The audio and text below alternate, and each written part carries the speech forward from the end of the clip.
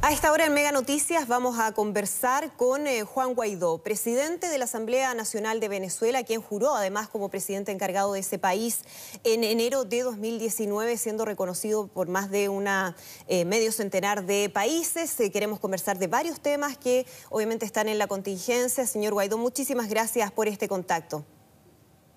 Gracias a ti. Saludos a todos los que nos sintonizan. Muchísimas gracias. Quiero partir preguntándole por la situación que está viviendo su país en relación a la pandemia del coronavirus.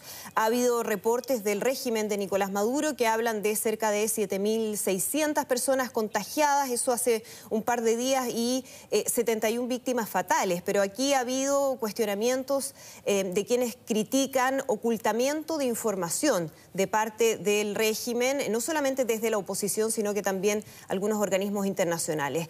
¿Cuáles son las cifras que usted maneja, señor Guaidó?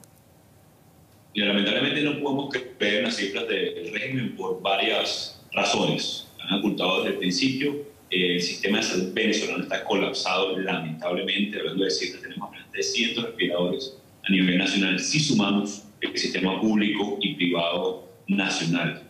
No llegamos a 300 camas con respiradores en este momento en Venezuela, por lo cual es muy grave la situación. La cifra que manejamos en este momento tiene que ver con el retorno de migrantes, tiene que ver con la cifra que en este momento está dando la dictadura, pero sobre todo con el nivel de saturación que ya, por ejemplo, hospitales como en el Zulia y en Maracaibo están absolutamente colapsados. Tenemos un monitoreo constante que contrasta con las cifras del régimen. Y lo que sí podemos decir con certeza únicamente, lamentablemente por el poco acceso a información, es que puede ser y es muy superior la cifra de contagio. Pero definitivamente usted dice que hay un ocultamiento de información de parte del gobierno de Nicolás Maduro. No solamente hay ocultamiento de información, hay utilización de la pandemia y el COVID-19 para persecución política. Están utilizando esto como algo militar y policial más que como un elemento social, médico y de atención inmediata a la población. Migrantes retornados a Venezuela los hacinan en hoteles que confiscan a sus dueños para tratar de descartar pandemias, con lo cual ha colapsado absolutamente la zona fronteriza en Venezuela. Contrastes de cifras de fallecidos que no son reflejados a nivel del régimen, con lo cual con una situación muy vulnerable en este momento en Venezuela, que ya viene a agravar una emergencia humanitaria compleja preexistente. Sí, quería justamente preguntarle de eso porque vemos que esta es una crisis sanitaria a nivel mundial que genera efectos durísimos en términos económicos y Venezuela es un país que viene ya con varios años de un problema gravísimo desde el punto de vista económico y también humanitario. Y hay cifras que han sido conocidas de una encuesta de condiciones de vida del venezolano en Covil, que es un barómetro, ¿no?, donde se puede reflejar lo que está ocurriendo con los ciudadanos, y que habla de que el 96% de la población venezolana es actualmente pobre, o las cifras que se manejaban al menos en 2019, y que un 79% está en condiciones de extrema pobreza. ¿Qué tanto se ha deteriorado la situación en los últimos años? ¿Cuál cree usted que son los principales problemas y las urgencias más grandes que tiene el país en estos momentos?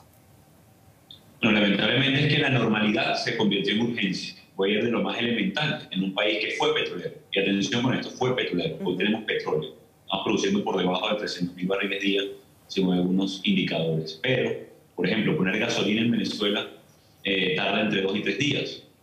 No hay agua en 90% de los hogares. Agua, cuando quiero decir agua por tubería. Tienen que buscarla a kilómetros de distancia. Llegan con suerte en algunos hogares una vez a la semana, una vez cada 15 días o una vez al mes. Están totalmente desabastecidos los hospitales y farmacias locales. $1.9 al mes el sueldo y el salario hoy mínimo del venezolano. Por eso ustedes en Chile han visto a muchos venezolanos buscando oportunidades, muchos venezolanos alejados de la tragedia, con nostalgia de su país, con nostalgia de poder regresar. Una vez tengamos oportunidades, las conquistemos de nuevo. Por eso hoy hay 5.5 millones de refugiados a nivel de venezolanos en la región, pero también una parte en Europa. La segunda cifra más alta del planeta después de Siria, que el World Food Program catalogó como una potencial hambruna en Venezuela, único país en América. Latinoamérica, hoy lamentablemente el país más pobre de Latinoamérica e incluso entre los más pobres del mundo, producto de una dictadura, producto de un régimen. La buena noticia a este cuadro dantesco es que nos mantenemos firmes, es que mantenemos la defensa de la democracia, que somos mayoría, la estamos ejerciendo, a pesar de la tortura, de la persecución, del vínculo del narcotráfico con el régimen de Nicolás Maduro Moro. Estamos trabajando muy duro en lograr una transición en Venezuela. ¿En concreto de qué forma, señor Guaidó? Se lo pregunto porque uno ve que ha pasado ya 1 año y medio desde que usted es nombrado presidente encargado. Hubo a principios del año pasado mucho optimismo de parte de la oposición de que podía avanzarse rápidamente en un cambio de gobierno y eso no ha ocurrido. Primero, ¿está lo suficientemente unida la oposición? Y segundo, ¿cuál es el rol que está jugando en este contexto? Y el gran factor es precisamente ese, la esperanza. En fuerza relativa, la dictadura está mucho más débil. Está más aislada, está claramente señalada por narcotráfico y por terrorismo. Hay un operativo antinarcótico en el Caribe cuando se señala a Nicolás Maduro Moro como principal vinculado al narcotráfico, incluso con 15 millones de dólares de recompensa por estar vinculado a redes de narcotráfico, incluso terrorismo, en el caso del ELN, que es terrorismo regional, también células de Irán, o mejor dicho, Hezbollah en Venezuela. Aquí la clave para nosotros en este momento, para lograr la transición, es precisamente esa movilización compleja en momentos de COVID, de presión interna, no solamente retomarla, sino orientarla a una transición, generar las garantías a los sectores del régimen que quisieran dar un paso en favor de la Constitución, luchar por garantías de cara a una elección real.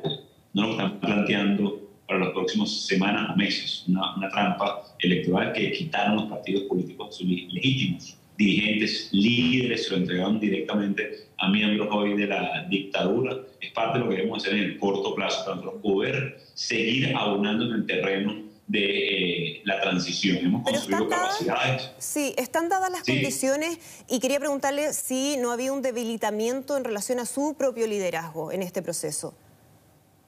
Mira, hay naturalmente un proceso de construcción de capacidades, pero también de expectativas por cumplir. ¿Qué significa esto? El gran deseo de los venezolanos y mi gran rol en este momento es lograr una transición. Y además por constitución es lo que me corresponde, lograr una elección presidencial en el menor tiempo posible. Los tiempos se alargan, el tiempo de hambre, el tiempo de las enfermedades no espera. Y de nuevo, hay que tener mucho, de cierta manera, coraje o desesperación para caminar desde Caracas hasta Lima, o más allá incluso, producto de la crisis en Venezuela. Así que hay que entender hoy la frustración, la desesperación, que estamos viviendo una situación de guerra en Venezuela, y lo digo de esta manera, aunque pueda sonar altisonante, pero cuando leemos los indicadores, pues lo vemos, pero también lo sentimos y lo sufrimos en Venezuela. El número de migrantes, hambruna potencial, 70% de contracción del Producto Interno Bruto venezolano, entre 0 y 15% de acceso a servicios de distinta índole, gasolina, agua, electricidad, gas doméstico, transporte público, entre otros. Solamente puedes comparar estos indicadores con países en guerra: Siria, Afganistán, Sudán del Sur, el Congo y hoy Venezuela. Estamos enfrentando esto y, por supuesto, medirlo con indicadores tradicionales pudiera hacernos alejar de la realidad. Lo que sí le puedo decir con total certeza es que la mayoría del país está unida, está enfocada en lograr la transición, que a pesar de más de 400 presos políticos asesinados por tortura, como reflejó el informe de la alta comisionada de los derechos humanos Michelle Bachelet, nos mantenemos en la senda de recuperar nuestra dignidad y nuestra democracia en Venezuela. Y en este proceso, el apoyo de la comunidad internacional, de Chile, ha sido muy importante. Quería justamente profundizar en eso, ¿no? ¿Cuánto ha sido hasta ahora el respaldo de la comunidad internacional? Y en particular le quiero preguntar por Estados Unidos, que fue uno de los primeros países en reconocerlo, usted como presidente encargado. Hace algunos días, el pasado 17 de junio, el presidente Donald Trump dijo en una entrevista al medio Axios que estaría dispuesto a reunirse con Nicolás Maduro y además dio a entender que no confiaba en su liderazgo, señor Guaidó. ¿Cuánto lo complica, lo afecta esa declaración en justamente su intención de seguir adelante con este proceso? Bueno, yo acabo de regresar justo antes de la pandemia de una exitosísima gira por Europa, donde estuve en el World Economic Forum, también en España, en Francia, en países amigos de la causa venezolana y, como tú sabes, también en Estados Unidos, donde fui recibido en el Congreso, en el discurso del Estado de la Nación, en la Casa Blanca, una reunión muy importante de cara a los próximos pasos en Venezuela y en las investigaciones realizadas que derivaron no solamente en la denuncia de Nicolás Maduro, sino también en mayor presión. A la entrevista que hace referencia se hace referencia a hace un año, en el marco de un libro publicado recientemente de más de hace un año, el respaldo de los Estados Unidos, como el Grupo de Lima, como de los países de la comunidad indígena, que ya tuvimos una excelente cumbre para también intentar el reingreso de Venezuela y mejorar la integración regional en muchos términos, pero en el caso de Venezuela para rescatar la democracia. Ha sido sólido y determinado, con el entendimiento de hombres de Estado que convivir con dictaduras en pleno siglo XXI, que favorecen el narcotráfico, el terrorismo, sería un gran retroceso, no solamente para Venezuela, sino el impacto que había tenido en la región. Así con respecto tanto a los Estados Unidos como el Grupo de Lima, como los países vecinos, ha sido un respaldo determinado en momentos de dificultad para cada uno de estos países, además en medio de una pandemia. Pero ¿siente usted que la situación en Venezuela sigue siendo prioritaria para la agenda de Estados Unidos? Se lo pregunto porque hace cerca de un año conversaba con el secretario de Estado de Estados Unidos, Mike Pompeo, que decía que él consideraba en ese momento que la situación se iba a resolver antes de fin de año. Estamos hablando de 2019. Eso evidentemente no ha ocurrido. ¿Sigue siendo prioritario para Estados Unidos? ¿Ustedes sienten que siguen en la agenda de política exterior de la Casa Blanca? Mira, creo que es prioritario para la región, no solamente para los Estados Unidos. Ayer teníamos de nuevo una reunión con los presidentes de la Comunidad Andina de Naciones. Nuestra relación con la administración del presidente Trump es constante, con tanto la Casa Blanca, el Departamento de Estado, incluso el Congreso, que va más allá únicamente de la administración, también con América Latina, también con Europa. Creo que hay un entendimiento amplio en medio de una pandemia, en medio de los problemas propios de cada uno de los países que tenemos, que existen, sobre todo en América Latina, en Europa, incluso en Estados Unidos, hay un entendimiento profundo del riesgo que representa Nicolás Maduro Moros hoy. A nivel económico, 6.000 millones de dólares era, por ejemplo, el comercio binacional con Colombia, anual, 6.000 millones anuales. Hoy no llega ni a 100 millones, eso destruyó empleo en Venezuela, pero también en Colombia. Todo lo que tiene que ver con el financiamiento directo e indirecto a grupos irregulares, como el caso del ELN, el que colocó la bomba explosivo en la escuela de cadetes hace un poquito más de un año en Bogotá, fue entrenado en Venezuela, financiado con oro de sangre extraído del arco minero venezolano. Por ejemplo, todo lo que tiene que ver con la penetración del narcotráfico en Centroamérica y también en Norteamérica. Hoy tenemos una situación muy delicada en Venezuela, que sufrimos los venezolanos, pero que es una amenaza a la región. Solamente por eso, en la lucha que hemos dado los venezolanos, mantienen un respaldo sólido a la causa venezolana. De nuevo, la expectativa de los venezolanos y de toda la región es superar esta dictadura lo más pronto posible. Usted mencionaba hace algunos momentos del respaldo de la comunidad internacional y mencionaba a Chile en particular. Quería preguntarle si sigue sintiendo ese mismo nivel de respaldo. Recordemos que el presidente Sebastián Piñera viajó a Cúcuta en febrero del año pasado para entregar ese apoyo. ¿Eso se mantiene igual? ¿Sigue siendo el presidente Sebastián Piñera un aliado para usted? Sigue siendo Chile, el presidente Piñera, un aliado de la causa venezolana. De nuevo, esto no es un tema de Juan Guaidó, esto no es un tema ya ni siquiera de Venezuela, es un tema de la región. Esos 5.5 millones de refugiados, de migrantes venezolanos, de 7 millones de emergencia humanitaria compleja, de cómo desde la dictadura de Maduro se han financiado no solamente campañas en el pasado para tratar de intervenir e interferir en procesos políticos locales en la región, pero también, como vimos en 2019 en el caso de Bolivia, en el caso de Ecuador, cómo financiaron protestas violentas. Es un atentado en contra de los principios fundamentales de la democracia, mantener una dictadura y no llamarla como tal. En ese sentido, el presidente Piñera ha sido muy firme en la defensa de los derechos humanos, de la democracia, por el entendimiento de lo que significa para la región, pero también como hombre de Estado, entendiendo que en el futuro Latinoamérica solamente podrá consolidarse, empoderarse, tener autodeterminación, tener una real integración, siempre y cuando haya plena democracia en cada uno de sus países. Hay elecciones convocadas para diciembre para renovar la Asamblea Legislativa, la Asamblea Nacional que usted preside.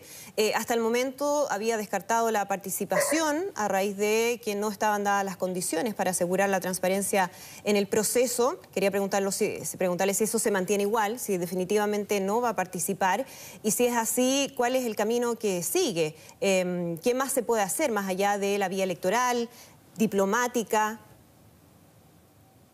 Bueno, es un tema que vaya más allá de lo semántico. Eso no se le puede llamar elección. ¿Por qué no se le puede llamar elección? Porque no hay partidos habilitados, porque están ilegalizados, porque no existe el derecho a elegir y ser elegidos, porque no tiene observación internacional, porque estamos a menos de 5 meses de lo que fue una híbrida convocatoria y ni siquiera hay máquinas de votación en Venezuela porque fueron quemadas hace más de 6 meses, porque no está el derecho libre a participar por la persecución, por el COVID, entre otras cosas.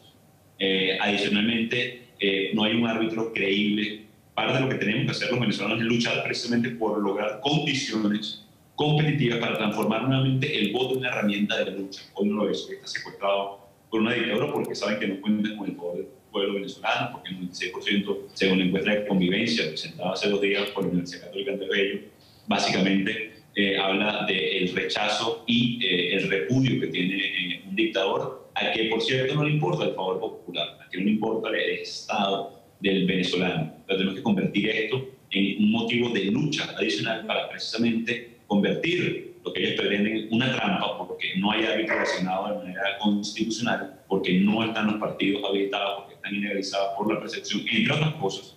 Adicionalmente está pendiente la elección presidencial de mayo del 2018. Entonces nuestra gran lucha precisamente es lograr condiciones, pero para eso tenemos que movilizarnos, para eso necesitamos la presión internacional. No va a venir voluntariamente por parte de una dictadura como lo es.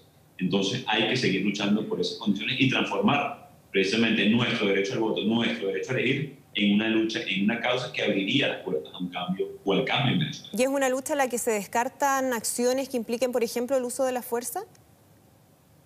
Mira, hoy el que mantiene intervenida a Venezuela esta dictadura a través de la presencia de agentes de inteligencia cubanos que lo utilizan para torturar. Hay 72 asesinados por tortura en los últimos años en Venezuela, lo recoge así de nuevo el informe de la alta funcionaria Michelle Bachelet. Utilizan la persecución, la censura, la autocensura, la no separación de poderes como un mecanismo de chantaje, incluso político.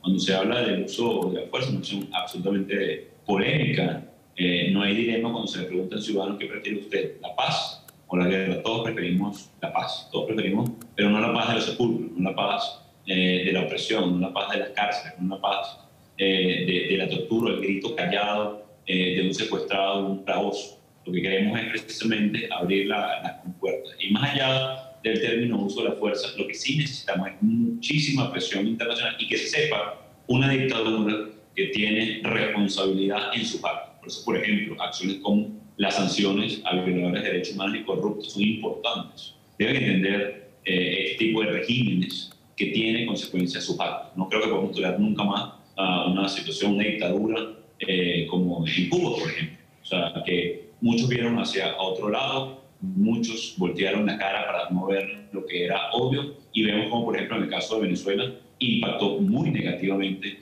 en la estabilidad democrática, en cómo infiltraron el aparato burocrático nacional, y hoy incluso lo utilizan para persecución y tortura. Así que yo transformaría esa expresión, entre comillas, fuerza, en presión, en hacer lo necesario para lograr una solución a Venezuela y proteger no solamente a los venezolanos, a la democracia, sino también en este momento a la región. Señor Guaidó, muchísimas gracias por conversar con nosotros en Mega Noticias. No, gracias a ustedes. Saludos. Saludos a todos los Muy bien. chilenos y los venezolanos en Chile. Gracias.